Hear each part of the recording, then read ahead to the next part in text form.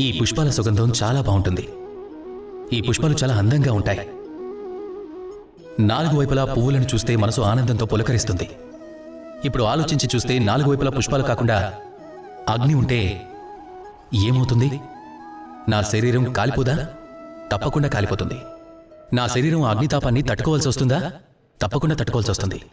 ఇదే ప్రకృతి నియమం. ఇప్పుడు ఈ నియమం అందరికీ తెలుసు.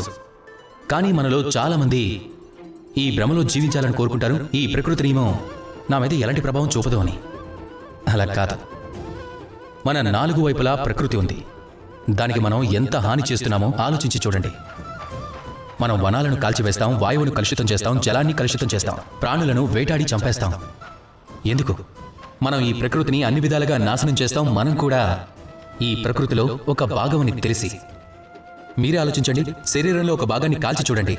మెల్లమెల్లగా శరీరం మొత్తం కాలిపోతుంది. అదేవిధంగా ప్రకృతి నాశనమైపోతే మానవ జాతి కూడా నాశనమైపోతుంది. అందుకే మీరు ఈ ప్రకృతిని చూస్తున్నారు కదా. ఈ పుష్పాలు, ఈ వృక్షాలు, వాయువు, జలం, వీటన్నింటినీ రక్షించుకోవాలి, నాశనం చేయకూడదు.